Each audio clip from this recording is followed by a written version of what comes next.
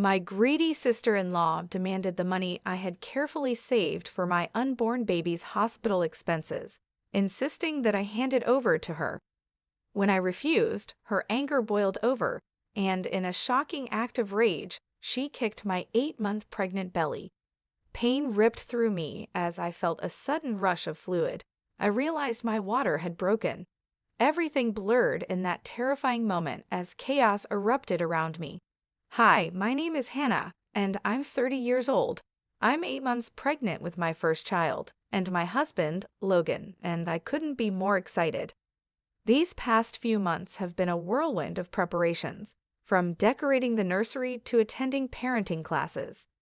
Amid all this excitement, Logan and I made a point to save $20,000 specifically for our baby's medical expenses. It's our safety net, a way to ensure we're prepared for any unexpected challenges. We live in Denver, Colorado, and Logan's mom, Grace, has been an incredible source of support throughout my pregnancy. Since Logan's father passed away a few years ago, Grace has shown amazing resilience. Her warmth and encouragement have made her someone I deeply admire. She's been thrilled about becoming a grandmother and has helped us in so many ways, from offering parenting advice to making my favorite meals whenever we visit. However, not everyone in Logan's family has been as supportive. His older sister, Emily, has always been difficult to deal with. Over the past few years, she's struggled with infertility, which I sympathize with deeply. Unfortunately, her pain often turns into resentment toward me. Her comments are sometimes hurtful, but I've done my best to avoid confrontation. Logan and I make an effort to visit Grace when we know Emily won't be there, which has worked for the most part. Despite this tension, I try to focus on the positive. Logan and I are looking forward to meeting our little one, and we're doing everything we can to be prepared. For me, this pregnancy is a blessing, and I won't let anyone's negativity overshadow the joy of bringing a new life into our family. Little did I know, though, that the challenges we'd face were only just beginning. Logan and I planned a visit to Grace's house for a relaxing afternoon. She had invited us over for lunch, and I was looking forward to spending time with her and enjoying her homemade apple pie. Grace's home has always been a comforting place, and I knew it would be a welcome break from the business of preparing for the baby. When we arrived, however, we were surprised to find Logan's sister, Emily, already there. Her presence immediately put me on edge. Emily gave me a tight-lipped smile before making her first comment. "Still milking this pregnancy, huh?" she said with a sarcastic edge. "Must be nice to sit back and do nothing while everyone else works." I could feel my heart drop, but Logan stepped in quickly. "Emily, that's enough," he said, his voice calm but firm. "Hannah's 8 months pregnant. She's hardly sitting back and relaxing." Emily shrugged, feigning innocence. "I was just saying, it wouldn't hurt to pitch in every now and then." Grace, ever the peacemaker, tried to steer the conversation in a more positive direction, bringing up lighthearted topics to distract from the tension. Despite her efforts, the air remained heavy. I decided to stay quiet, not wanting to escalate the situation further. Logan's hand on my shoulder was a small but comforting gesture. The rest of the visit passed uneventfully, but the awkwardness lingered. Emily kept her distance for most of the afternoon, and I was grateful for that. Grace's kindness helped ease some of my discomfort, but I couldn't shake the uneasy feeling Emily's presence always brought. By the time we left, I was exhausted, not from the pregnancy, but from the emotional strain of trying to avoid conflict. Little did I realize, this was only a prelude to something far more intense. A few days later, I decided to visit Grace alone. Logan had some errands to run, and I wanted to take the chance to sit with Grace and talk about baby preparations. She always had great advice, and I looked forward to a peaceful, uplifting visit. When I arrived at Grace's house, I was surprised to see Emily sitting in the living room, scrolling through her phone. She looked up briefly and then went back to her screen. "Oh, it's you," she said, her tone indifferent. "Didn't think you'd be here today." I didn't know you'd be here either, I replied, trying to keep my voice polite. I felt a knot of unease form in my stomach, but I brushed it off and sat down. Emily set her phone aside and turned to face me, her expression unusually serious. I've been meaning to talk to you about something, she said. I hesitated, unsure of where this was going. What is it? Her words came bluntly, without hesitation. I need that $20,000 you and Logan saved for your baby's medical expenses. I stared at her, stunned. What? Emily, that money is for my baby. We've been saving for months to make sure we're prepared. She crossed her arms and leaned forward.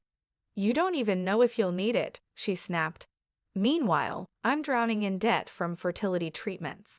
Family is supposed to help each other, and you're being selfish. I could barely believe what I was hearing. I'm sorry for your struggles, Emily, but I can't give you that money. It's for emergencies for my baby. Before Emily could respond, Grace walked into the room, her cheerful expression fading as she sensed the tension. What's going on? She asked, glancing between us. She's asking for the baby's medical fund, I explained, my voice shaking. Grace's face turned to shock. Emily, that money is for Hannah and the baby. You can't ask for that. Emily's expression darkened. Of course, you take her side, she said bitterly. Everything's about her now, isn't it? She's your favorite. Stop it, Emily, Grace said firmly. This is unreasonable. The conversation spiraled into heated words, but I held my ground. I refused to let her guilt me into giving up what my child might need. However, I couldn't have predicted how far Emily would go next. The argument with Emily escalated quickly. Her voice grew louder, and her accusations sharper. You have no idea what I've been through, she shouted. Do you even understand how hard it is to watch someone else live the life you'll never have? I took a deep breath, trying to keep calm. Emily, I'm sorry for your pain, but this isn't fair. I can't give you the money. It's for my baby. Emily's face twisted with anger. You don't deserve any of this. You're just a spoiled little gold digger who got lucky. Enough. Grace's voice cut through the room, trembling with frustration. Emily, this behavior is unacceptable. Before I could respond, Emily's rage boiled over. She lunged toward me, her movements quick and forceful. In an instant, her foot connected with my abdomen in a sharp, deliberate kick. A wave of searing pain shot through my body, and I gasped, clutching my stomach. Time seemed to slow as I felt a sudden rush of fluid. My heart sank as I realized what was happening. My water just broke, I whispered, my voice trembling with fear. Grace screamed, rushing to my side as I collapsed onto the couch. What have you done, Emily? She cried, her voice shaking with panic. Hannah, stay with me. I'm calling an ambulance. Emily froze, her face pale. I didn't mean for this to happen, she stammered, backing away. The pain was unbearable, and my breaths came in short, desperate gasps. Grace held my hand tightly, trying to reassure me. Help is on the way, she said, her voice breaking. Just hold on. As my vision blurred, I could hear Emily's frantic excuses, but her words became a distant echo. The last thing I saw before everything went dark was Grace's terrified face as she stayed by my side. I woke up in a hospital bed, disoriented and in pain. The sterile smell of the room and the beeping of machines brought me back to reality. I reached instinctively for my stomach and felt its absence, my heart racing with panic. My baby, what had happened to my baby? Frantically, I pressed the nurse call button. Moments later, a nurse entered, her expression calm but concerned. Mrs. Hannah, you're awake. Please try to stay calm. Everything is under control for now. Where's my baby? I managed to whisper, my throat dry and voice trembling. The nurse placed a comforting hand on my arm. Your daughter is in the neonatal intensive care unit. She's stable but premature and will need some time to grow stronger. You both went through a lot, but the doctors acted quickly. Relief washed over me, but it was quickly replaced by anger and fear. My baby had come into the world far too soon because of Emily's recklessness. I resolved then and there to recover as quickly as possible so I could be by my daughter's side. A few minutes later, Logan entered the room. His face was a mix of relief and rage. He rushed to my side, his hand gripping mine tightly. "You're awake," he said, his voice cracking. "Thank God. Our little girl is fighting hard. She's strong, just like you." Tears filled my eyes as he continued. "But Hannah, what Emily did, we can't let it slide. I've already contacted a lawyer. She needs to be held accountable." I nodded weakly, the weight of the situation settling on me. "She nearly took everything from us," I whispered. Grace visited soon after, her eyes red from crying. "Hannah, I am so sorry for what happened," she said, guilt heavy in her voice. "Emily crossed a line, and I'll do whatever I can to help you." I reassured her that this wasn't her fault, but the damage was done. My focus now was on my daughter's recovery and on making sure Emily faced the consequences of her actions. 2 days after the surgery, while I was still recovering in the hospital, Emily walked into my room unexpectedly. Her husband trailed behind her, looking uneasy. Emily's face was a mix of defiance and something resembling remorse, though it was hard to tell. "I came to apologize," she began, her tone flat and insincere. "I didn't mean for things to get out of hand." I stared at her, struggling to contain my anger. "You kicked me, Emily. I almost lost my baby because of you." She rolled her eyes, waving her hand dismissively. "It wasn't intentional. I was upset, okay? But I'm here to make things right. We'll cover some of your medical bills. How about $5,000? Before I could respond, Logan walked in, his expression dark with barely contained fury. $5,000, he said, his voice low and sharp. "You risked my wife's and my daughter's lives, and now you think you can buy your way out of it." Emily's husband tried to intervene, holding up his hands. "Look, we're just trying to resolve this without dragging it out." Logan's gaze shifted to him, cold and unwavering. "This isn't something you can fix with money. What Emily did was assault, and there are going to be consequences." Emily's mask of composure cracked. "You're all overreacting," she snapped. "I've had a hard enough time as it is, and now you're punishing me for one mistake." "One mistake?" I said, my voice trembling with anger. "You put my baby's life at risk. This isn't about your struggles, it's about your actions."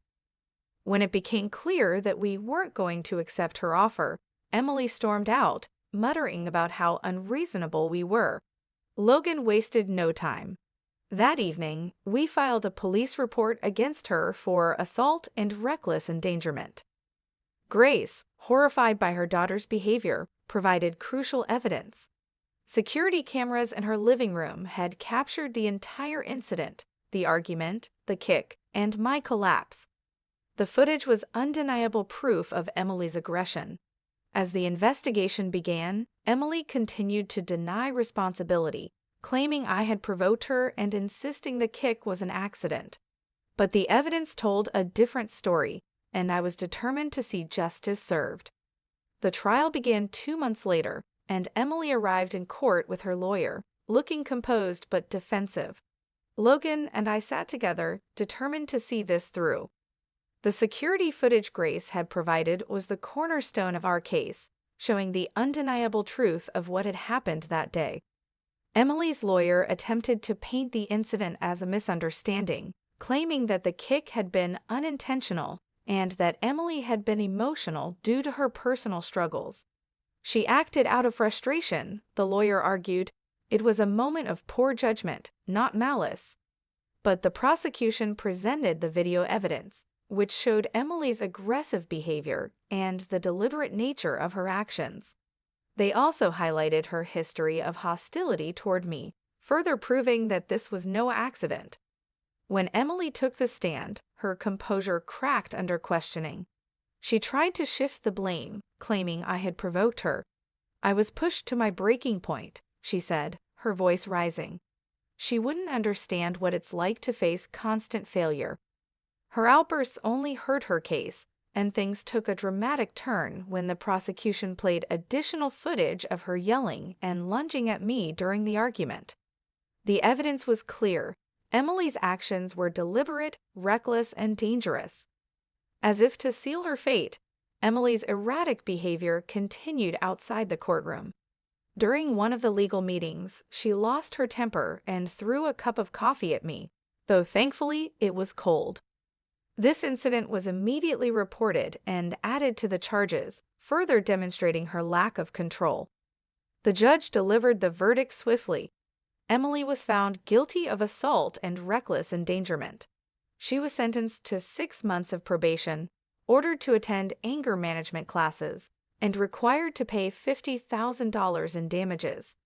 This amount covered my medical expenses, my daughter's extended NICU stay, and compensation for the emotional distress caused by her actions. Hearing the verdict, I felt a sense of closure. Emily had finally been held accountable and justice had been served. Logan squeezed my hand, and I knew we had taken an important step in protecting our family. With the trial behind us, Logan and I were ready to move forward. The stress of the legal battle had taken its toll, but knowing that Emily had been held accountable brought us a sense of relief. We decided it was time to leave Denver and start fresh in Austin, Texas, a city we had always dreamed of living in. The move wasn't just about escaping Emily. It was about creating a safe and peaceful environment for our family. We changed our phone numbers and limited contact with extended relatives who tried to mediate on Emily's behalf. Grace supported our decision wholeheartedly, though it broke her heart to see us leave. She promised to visit often and stayed in touch with us as we settled into our new home. Meanwhile, our baby girl remained in the NICU, continuing her fight to grow stronger. Every day, Logan and I spent hours by her side, talking to her, holding her tiny hand, and cheering her on through the incubator glass. She became our symbol of resilience, a reminder of the strength we had to find in ourselves. After 2 long months, we finally received the news we had been waiting for. Our daughter was ready to come home. The day we brought her home was one of the most profound moments of my life. Holding her in my arms, I felt a wave of gratitude and love that eclipsed all the pain we had endured. We named her Lily, a name that symbolized purity and new beginnings. Every night, as I rocked her to sleep, I was reminded of how precious life is and how much we had fought to protect her. Though the shadows of what Emily had done lingered in the background, they no longer defined us.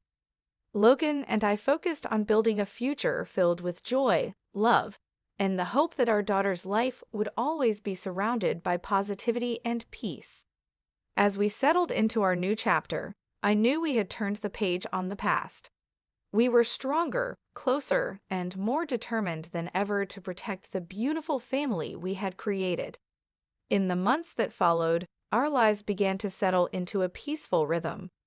Logan and I focused on raising Lily, celebrating every milestone she reached with gratitude. Her resilience inspired us daily, reminding us of the strength it took to get here.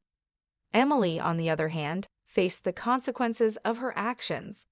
The legal punishment she received strained her relationships with friends and family. Many distanced themselves, appalled by what she had done. Her financial troubles deepened as she struggled to pay the court-ordered damages, leaving her isolated and burdened by debt. Eventually, she left Denver to start over in another city, cutting ties with most of the family.